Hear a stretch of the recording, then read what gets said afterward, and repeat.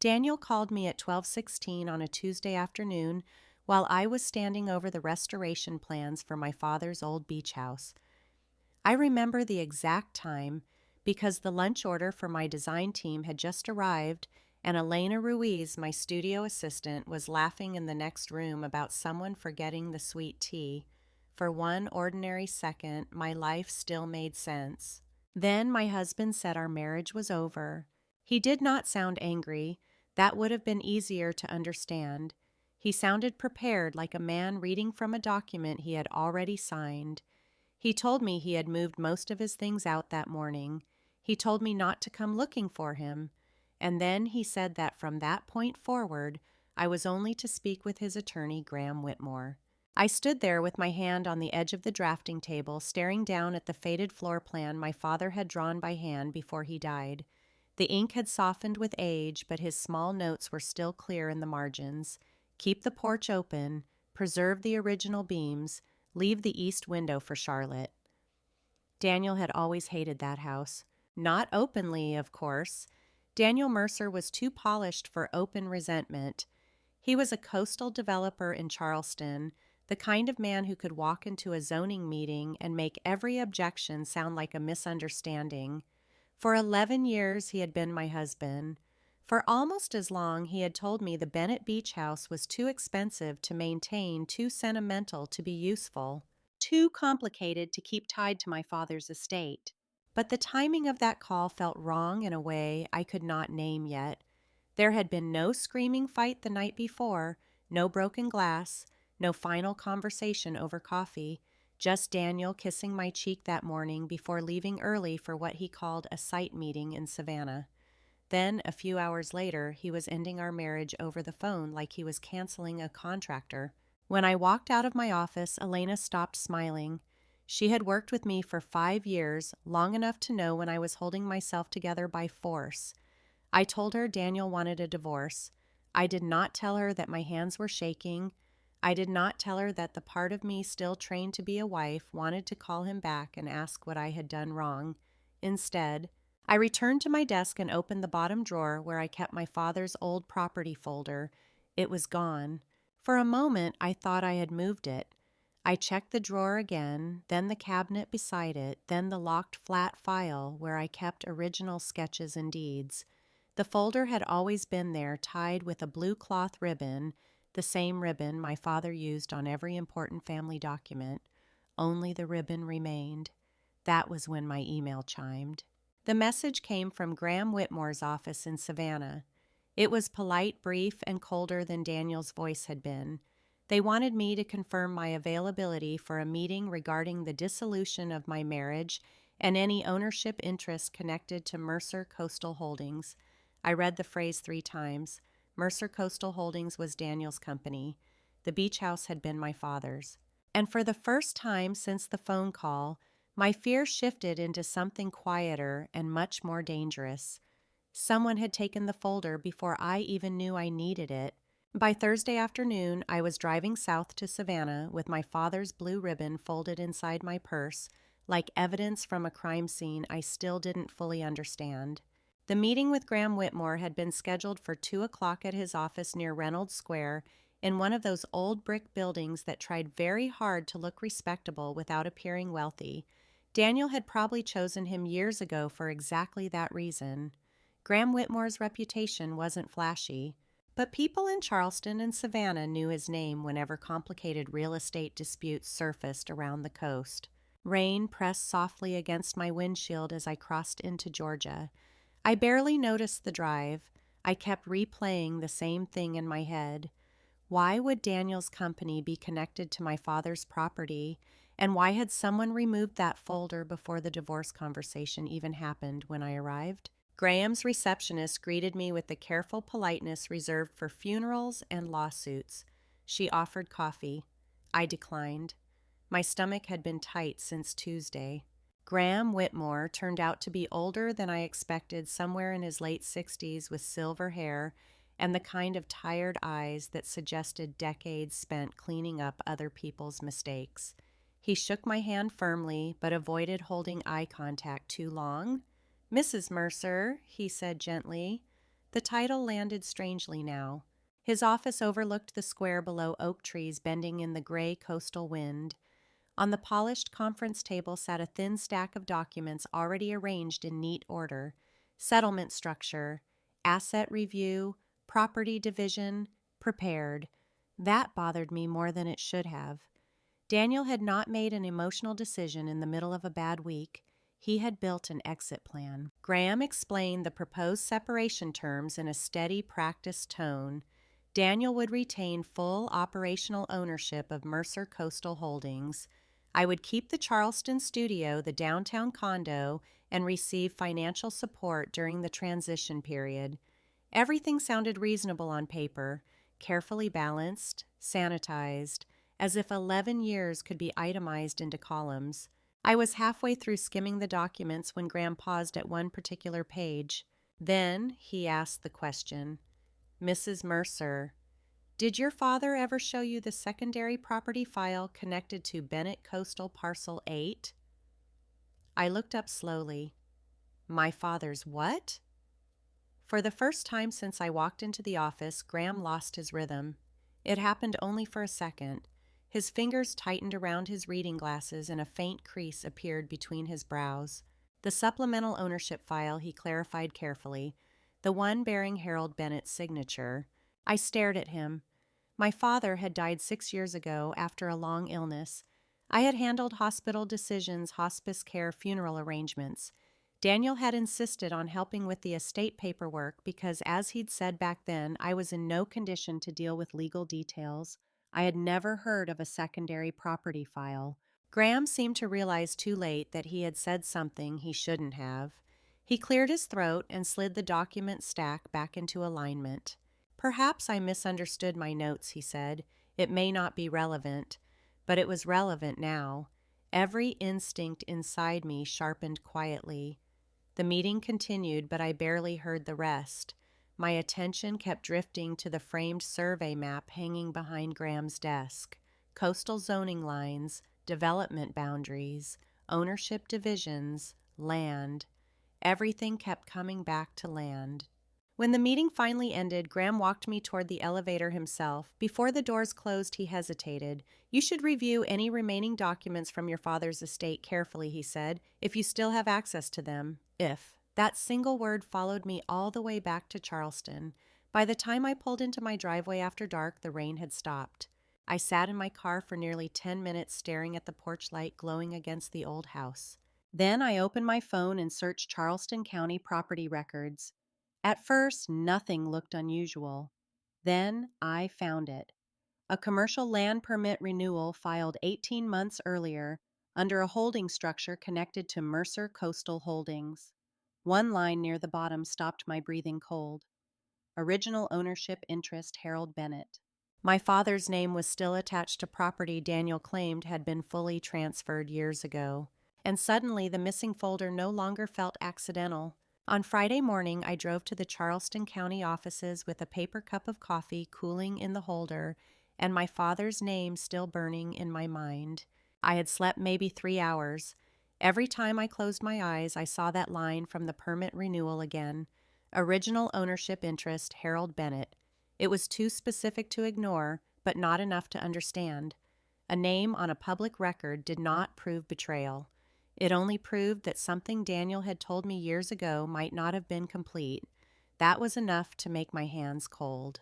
The county records office sat inside a plain government building that smelled faintly of toner old carpet and damp coats.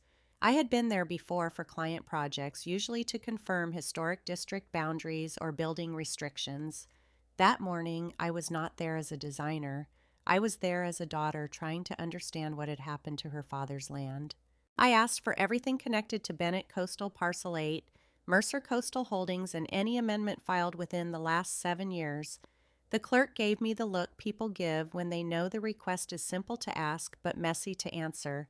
She printed what she could and told me some older scans would need to be pulled from archived digital storage. Nothing dramatic, nothing secret. Just the slow friction of public records. By 10:30 I knew I needed help. I called Ethan Cole.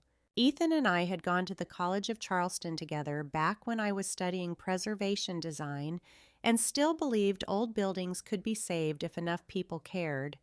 He now worked as an independent records consultant for attorneys, surveyors, and preservation groups.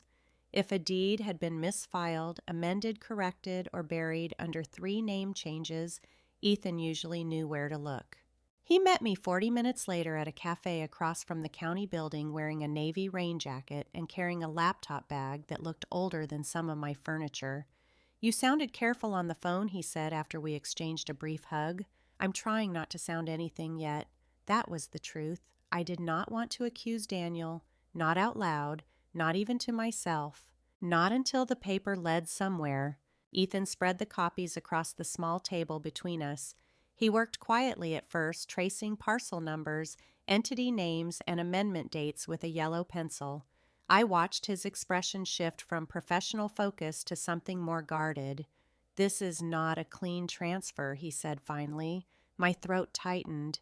"What does that mean?" "It means part of the land appears to have been moved into a development structure, but the underlying ownership history was never fully cleared.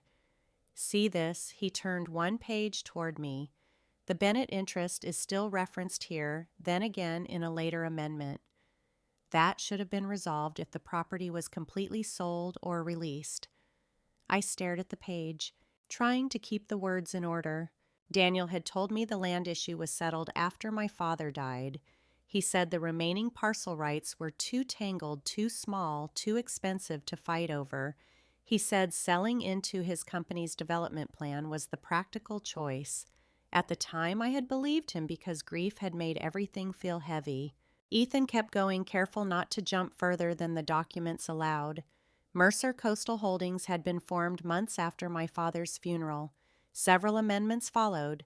One referenced a supplemental file. Another used a date from the week my father had been in hospice care, too weak to sit up without help. A sound moved through me that was not quite a breath. Ethan looked up. "Charlotte, I'm not saying what happened. I'm saying these dates need explaining." I nodded because that was all I could manage. There was one more scan he had requested from the archive, a partial image attached to an old filing receipt. It was faint and incomplete, but the heading was clear enough. "Protective Addendum to Bennett Coastal Parcel 8. Below it was my father's name, and beside the file number in handwriting I knew as well as my own, someone had written, "For Charlotte's direct review only." Monday morning arrived gray and heavy over Charleston, the kind of coastal weather that made the city feel older than it was. I barely noticed. All weekend, I had sat at my dining table surrounded by copies of county records, amendment filings, and notes Ethan had helped me organize into something resembling a timeline. By Sunday night, the pattern still wasn't complete. But one thing had become impossible to ignore. My father had tried to leave something behind for me, something Daniel had never mentioned.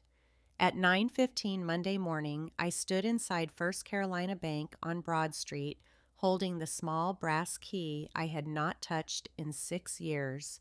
The bank manager, a soft-spoken woman named Linda Carver, recognized my last name immediately. My father had banked there for decades. She led me downstairs to the private vault area with the respectful, quiet people reserved for grief and inheritance. "I believe your father kept the box active until the estate transferred," she explained gently. "After that, your husband handled most of the paperwork." The sentence landed harder than she intended. Your husband handled most of the paperwork.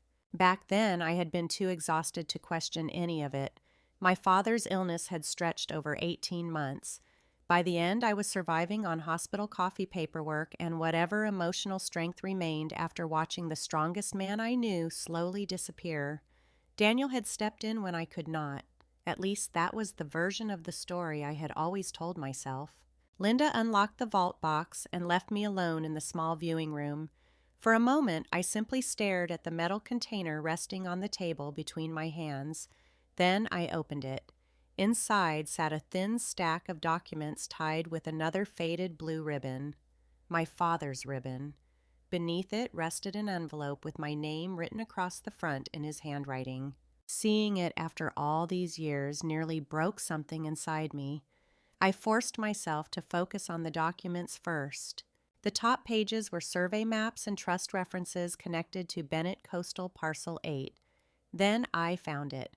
A supplemental legal addendum dated 3 weeks before my father entered hospice care full-time. I read it once, then again more slowly. The language was formal, but the meaning was unmistakable.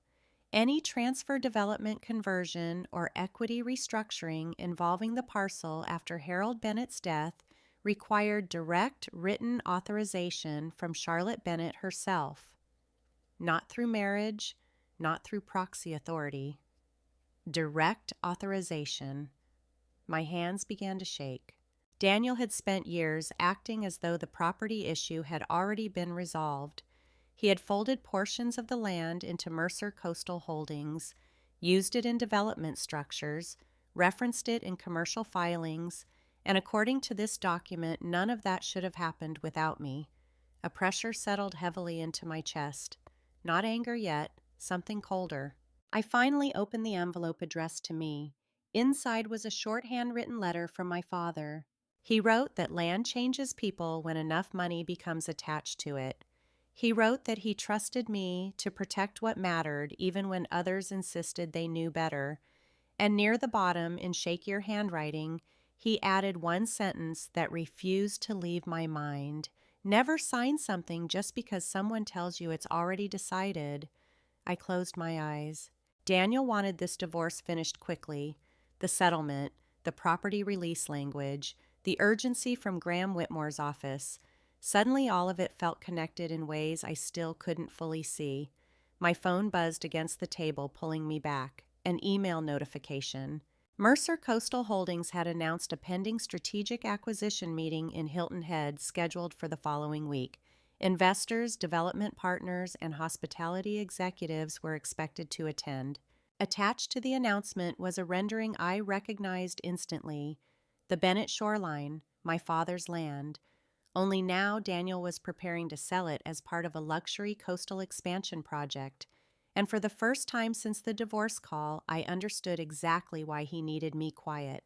By Tuesday afternoon, I was in Savannah again, sitting at a corner table in a quiet hotel lounge 2 blocks from River Street, waiting for the woman whose name had appeared in 3 of Daniel's recent calendar entries, Vanessa Hale. I had found her through the acquisition announcement, not through anything dramatic. No lipstick on collars, no late-night confession, just a professional headshot on the website of the hospitality group preparing to buy Daniel's coastal project. She was listed as their regional marketing director based in Savannah, with polished blonde hair, a confident smile, and the kind of biography that made every achievement sound effortless. At first I wanted to hate her. Then I saw the email chain. Daniel had copied her on discussions about the Hilton Head meeting investor language and the proposed public framing of the Bennett shoreline as a fully consolidated development asset. He had not copied me. My father's name appeared nowhere. Mine appeared only once in a line about pending domestic settlement documentation. That was how my marriage had been reduced: a pending document. Vanessa arrived 6 minutes late, wearing a camel coat and looking much less certain than her company photo. She recognized me immediately. Her face changed before she reached the table.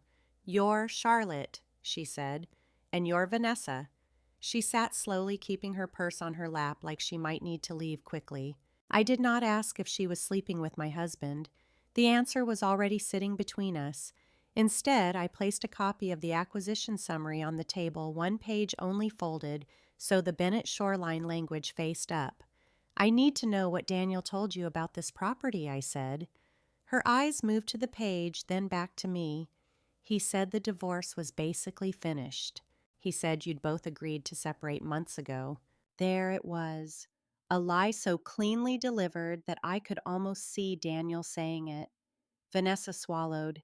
"He said you didn't want the coastal holdings, that you thought the property was a burden." My hands stayed flat on the table. "My father left that land tied to my family name." The color drained from her face. For a few seconds, neither of us spoke. Around us, glasses clicked softly, and a server passed with a tray of iced tea and lemon slices. The room kept moving while something in Vanessa's expression collapsed. I didn't know she said.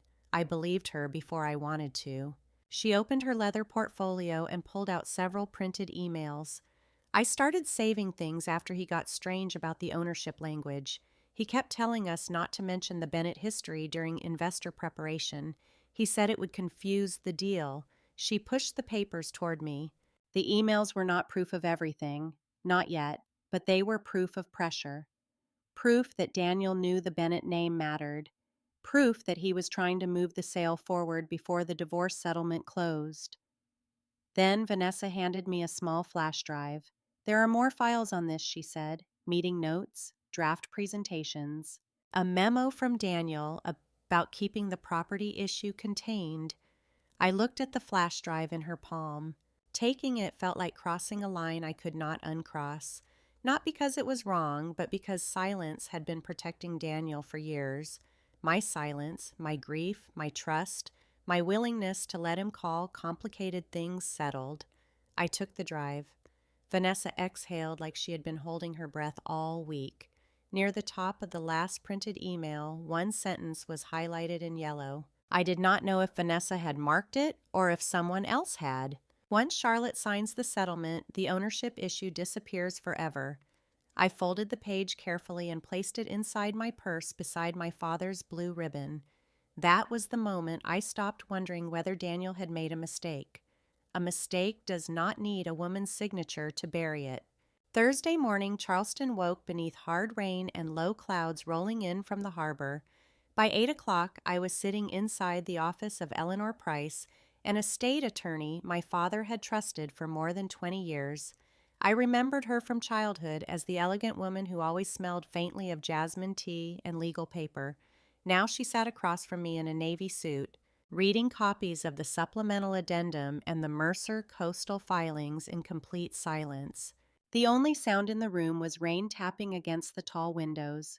Finally, she removed her glasses carefully. "Charlotte," she said, "if these documents are authentic, and I believe they are, then your authorization should have been required before portions of this property were leveraged in any redevelopment structure." The words landed with terrifying clarity. Not emotional betrayal. Legal exposure. Eleanor folded her hands together. "I need to ask you something directly. Did you ever sign anything after your father's death related to transferring authority over the Bennett parcel?" I searched my memory carefully. Hospital forms, probate summaries, insurance releases, condolence casseroles arriving at the house, while I signed documents I barely read because grief had hollowed me out from the inside. Then I remembered one afternoon at Daniel's office 6 years earlier. A stack of papers. Daniel telling me everything was procedural. Daniel telling me he was simplifying the estate burden so I could focus on healing. I signed documents I admitted quietly, but I don't know exactly what they were. Eleanor nodded once, not judgmental, only precise. That may become very important. By noon, she had drafted a temporary legal notice freezing any transfer activity directly connected to the disputed parcel interest until ownership authorization could be reviewed. It was not a lawsuit, not yet, but it was enough to create delay, enough to create fear. And fear, I was beginning to understand, was exactly what Daniel had been trying to avoid. Eleanor sent the notice electronically to Graham Whitmore's office at 12:43 p.m. At 111, my phone rang. Daniel. For a moment, I simply stared at his name across the screen. The first direct call since the divorce announcement. I answered. "What are you doing?" he asked immediately. No greeting, no hesitation, just controlled anger wrapped in a polished voice. "I'm reviewing documents connected to my father's property." A sharp silence followed. Then came the version of Daniel Mercer the public knew well. Calm, reasonable, slightly wounded. "Charlotte, this is exactly why I wanted attorneys handling communication. You're misunderstanding business filings. My authorization was required. That's not how these structures work. Then explain why your development filings reference my father's ownership history." Another silence. Longer this time. Rain hammered harder against Eleanor's office windows while I waited. Finally, Daniel exhaled softly the way he used to before delivering difficult news to employees.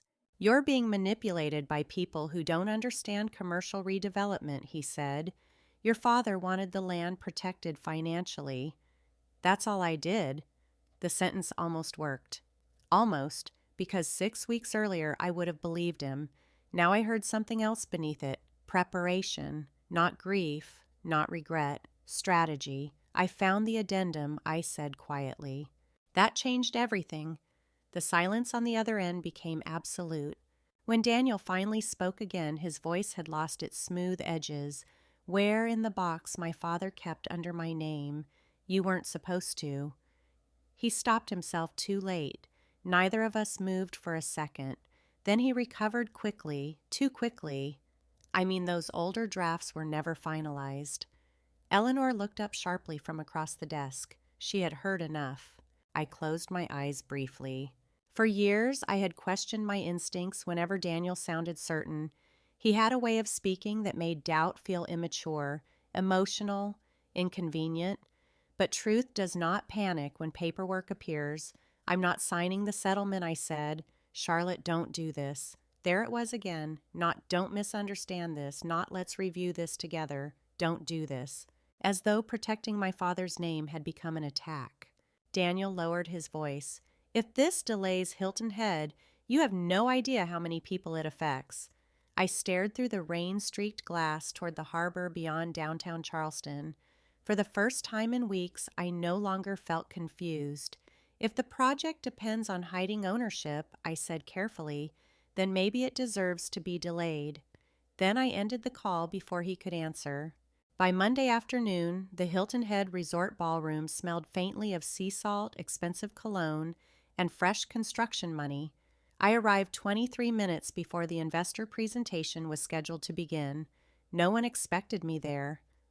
That much became obvious the moment I stepped through the glass doors and saw Daniel freeze near the registration table for one brief second. The polished control he carried so carefully slipped from his face entirely. Then it returned. "Charlotte," he said smoothly, crossing the lobby toward me. "I didn't realize you'd be attending. You didn't invite me." His jaw tightened almost invisibly. Around us, hospitality executives and development consultants moved between displays of architectural renderings and coastal investment boards. A massive digital screen rotated through images of the planned shoreline expansion. My father's land reduced to branding. Daniel lowered his voice. "This isn't the place for personal issues. That depends on whether ownership is personal or legal." His eyes flicked briefly toward the ballroom entrance where Graham Whitmore had just appeared, already noticing the tension between us. Daniel guided me slightly away from the crowd, though he did not touch me. "You've made your point," he said quietly. "The filings are under review. We can resolve this privately." There it was again. Privately, hidden, contained, managed. For years, I had mistaken Daniel's dislike of conflict for maturity. Now I understood it differently. Public scrutiny threatened him because public scrutiny created witnesses. "I'm not here to embarrass you," I said. "That's generous considering the legal notice you filed." "I filed it because my authorization appears to have been bypassed." His expression hardened slightly. "You're listening to attorneys who don't understand large-scale development structures." Before I could answer, Graham Whitmore approached with a diplomatic smile stretched too carefully across his face. "Charlotte," he said warmly, "I was hoping we'd have a chance to talk before things escalated unnecessarily." Unnecessarily. Interesting word. He suggested we move into a smaller conference suite adjacent to the ballroom. Inside waited 2 additional attorneys I had never met, along with a compliance consultant from the acquisition group. That was the moment I realized the situation had already spread beyond Daniel's control. Not publicly yet, but internally. The meeting lasted 42 exhausting minutes. Graham spoke in calm legal circles about procedural misunderstandings, historical parcel complexity, and restructuring language. The acquisition consultant asked careful questions about authorization timing. One attorney repeatedly avoided using the word ownership entirely. and every answer Daniel gave sounded increasingly rehearsed. Then, the compliance consultant, a gray-haired woman named Patricia Sloan, opened a printed copy of the supplemental addendum Eleanor had submitted Friday evening. The room changed instantly. Patricia adjusted her glasses slowly. "Mr. Mercer, this clause explicitly requires direct authorization from Charlotte Bennett for redevelopment conversion after Harold Bennett's death." Daniel leaned back in his chair. That draft was never operationalized. "Can you prove that?" Patricia asked. Silence. Not dramatic silence, dangerous silence, the kind professionals recognize immediately. Daniel's gaze shifted toward me then, and for the first time since our marriage began unraveling, I saw something beneath his confidence that looked unmistakably like fear. Not fear of losing me, fear of exposure. Graham stepped in quickly, redirecting the discussion toward postponement options and temporary restructuring language, but the damage had already happened. People in that room had started recalculating risk, and once investors begin recalculating risk, loyalty disappears fast. After the meeting ended, Daniel followed me into the corridor outside the conference suite. "You have no idea what this is going to cost," he said quietly. I turned toward him slowly. For years, that tone had worked on me.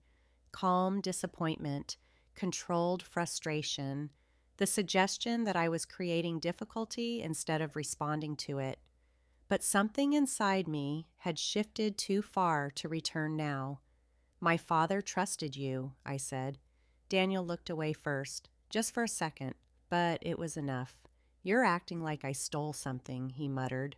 The words settled heavily between us, not because of what they admitted, because of what they avoided. At the far end of the hallway, the ballroom doors reopened and investors began filing toward the afternoon presentation. Conversations had changed tone, faces looked tighter, people whispered while checking phones. The project was no longer clean. Daniel noticed it too. That was when his composure cracked completely for the first time. "If this collapses," he said sharply, "everyone goes down with it." I studied the man I had once trusted to protect me.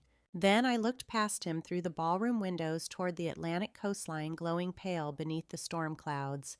"No," I said quietly, "only the people who built it this way do." Then I walked away before he could answer. By Tuesday morning, the story Daniel had spent years keeping contained had begun moving without either of us. Not publicly, not in the newspapers, not yet. But inside the quiet rooms where money made its decisions, people had started asking questions.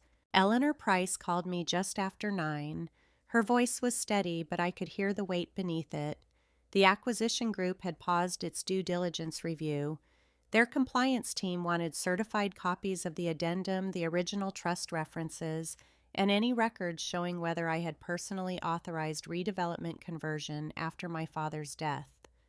"They are not accusing anyone," Eleanor said.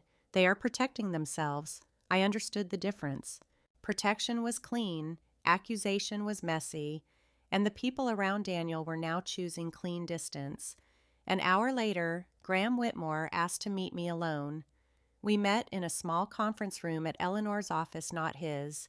That mattered to me. Graham looked older than he had in Savannah, as if the last week had pulled years from him.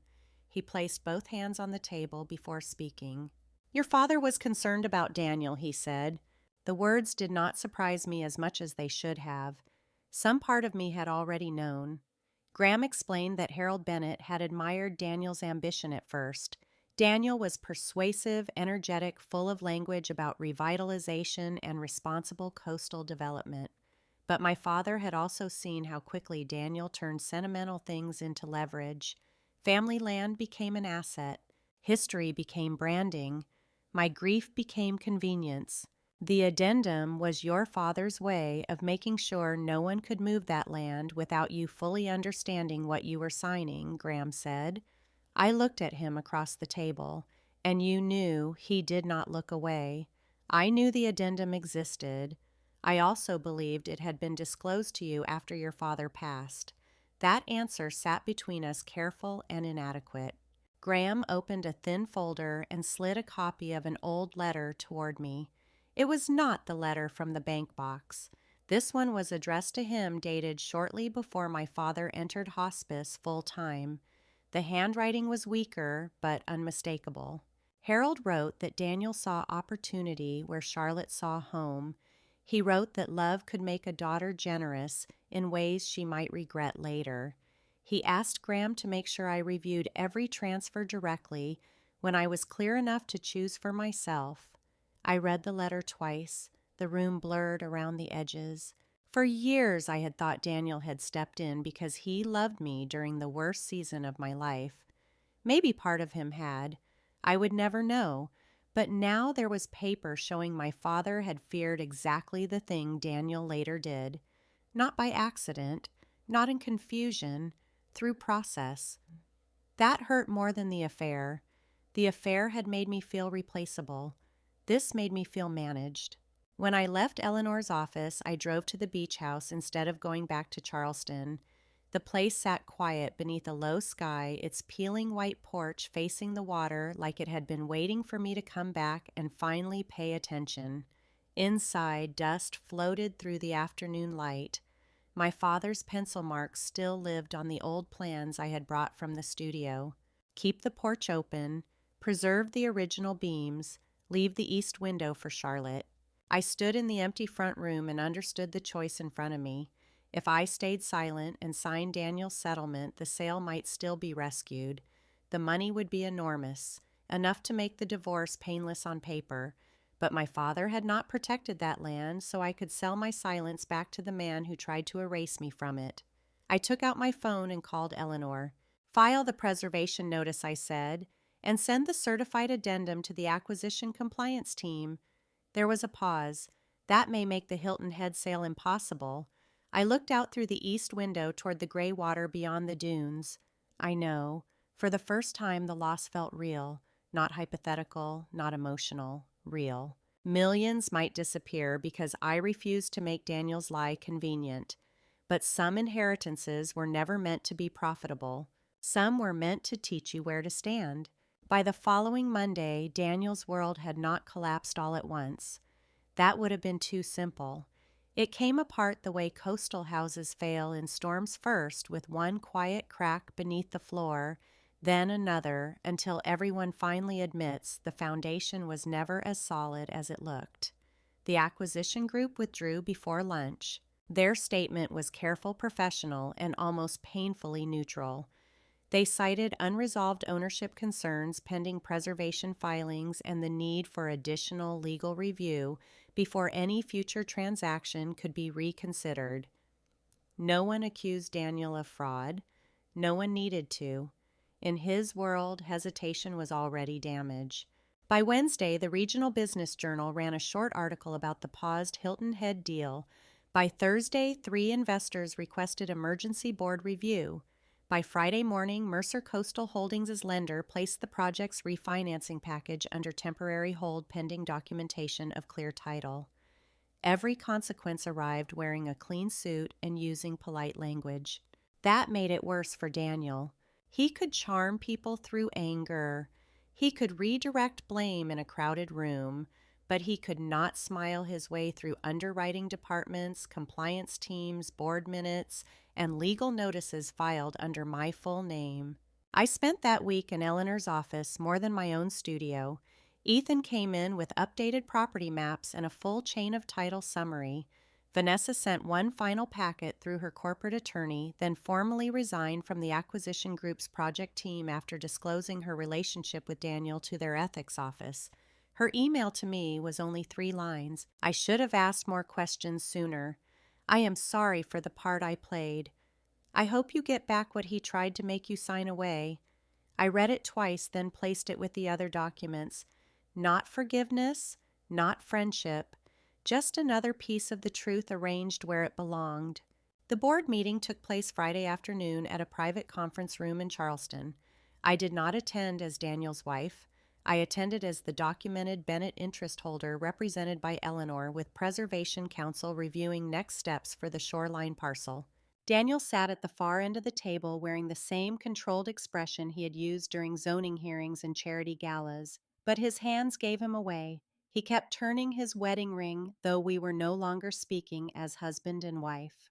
The board chair, a retired banker named Malcolm Reed, explained the decision without drama.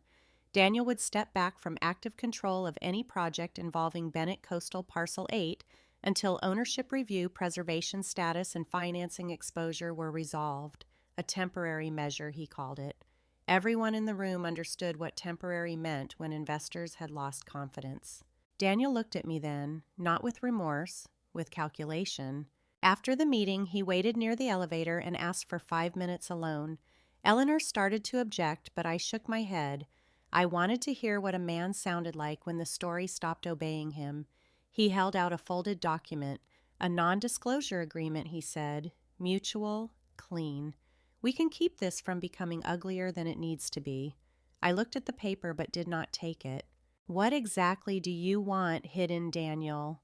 The affair, the ownership issue, or the fact that you needed my signature before you could erase my father's? His mouth tightened. You're enjoying this. The accusation should have hurt. Instead, it clarified everything.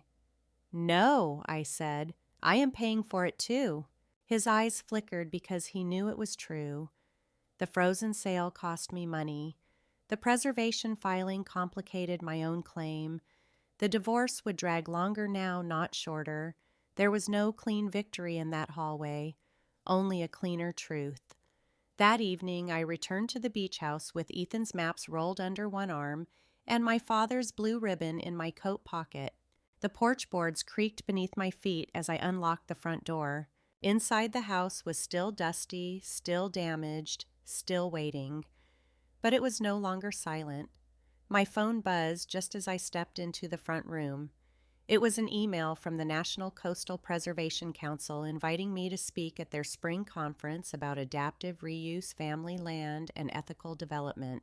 I stood in the room my father had tried to protect and read the invitation 3 times. Daniel had wanted my name off the property.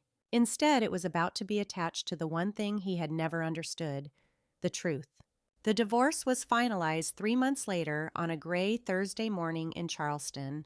No dramatic courtroom speeches, no shouting in hallways, no final attempt from Daniel to win me back. By then, the damage had already settled into official records, investor reports, and legal filings that would follow him much longer than our marriage ever would. Mercer Coastal Holdings survived, but barely. Daniel was removed from 2 major development boards after the Hilton Head collapse triggered broader internal reviews. The company retained ownership in several commercial projects, but the Bennett parcel was permanently separated from future redevelopment agreements under the finalized settlement. That part mattered most to me. The land stayed protected. The house stayed standing. And for the first time since my father died, the decisions connected to both belonged fully to me. Eleanor negotiated the final terms with the same calm precision she had shown from the beginning. I kept the shoreline property full preservation authority and my father's original architectural archive. Daniel retained the downtown Charleston condo and several remaining investment assets. Though far fewer than he once expected, we never fought over furniture. By then, we both understood the real argument had never been about possessions. It had been about ownership of the story itself. After the final papers were signed, Daniel stopped me outside the courthouse. The winter wind off the harbor pulled at his coat as he stood there looking older than 46. Not broken, just diminished. I did love you, he said quietly. I believed him. That was the strange part. I believed he had loved me in the limited way he understood love generously, when things reflected well on him protectively, when he felt secure selfishly, when he felt threatened. But love built around control always collapses eventually. It simply takes longer for some people to admit it. I know, I answered. He looked relieved for a second until I added, but you loved access too. And eventually you couldn't tell the difference. The truth landed softly between us. No anger left, no performance either. Daniel nodded once, like a man finally too tired to argue with reality. Then he walked down the courthouse steps alone while reporters waiting across the street pretended not to watch him leave. I drove straight to Hilton Head afterward. The beach house looked different that afternoon, not restored, not magically healed. The porch still needed work. Salt air still curled the paint from the shutters. Several rooms remained empty except for stacked preservation boxes and rolled architectural plans, but it felt alive again. Ethan had arranged for a local preservation crew to begin structural stabilization the following month. The National Coastal Preservation Council officially approved the property's historical review application, and my spring conference speech had unexpectedly gained attention online after excerpts circulated through architecture journals and regional news outlets. People kept calling me brave. I never knew how to answer that. Bravery implied certainty. Most of the time, I had simply been unwilling to betray myself one more time to make someone else comfortable. That afternoon, I carried my father's blue ribbon upstairs to the east window room he had once marked for me in pencil on the original plans. Leave the east window for Charlotte. I finally understood what he meant. Not inheritance, not ownership, space. A place where I could still recognize myself after everything else changed. The winter light stretched across the floorboards as I tied the faded ribbon around the brass latch near the window. Outside, the Atlantic rolled steadily against the shoreline, patient and unconcerned with human failures. For years, I thought stability came from marriage-shared plans and staying chosen. I know better now. Stability comes from standing inside the truth long enough that it stops frightening you. My phone buzzed softly in my coat pocket. A message from Eleanor reminding me about a preservation committee dinner next week. Another from Ethan asking whether I wanted the original porch beams restored or replaced. And one final text from an unknown Charleston number. Your father would be proud of what you protected. No signature. I smiled anyway. As evening settled over the water, I stood alone in the house Daniel once tried to turn into leverage and realized something quiet but permanent had changed inside me. He had called during his lunch break to end our marriage like it was a scheduling inconvenience, but the missing document he failed to bury had given me back far more than property. It gave me back my own name. If this story meant something to you, share your thoughts below. Sometimes the hardest part of healing is realizing that protecting your peace may cost you people you once trusted. And if you'd like to hear another story about Justice family and finding strength after betrayal, stay for the next one.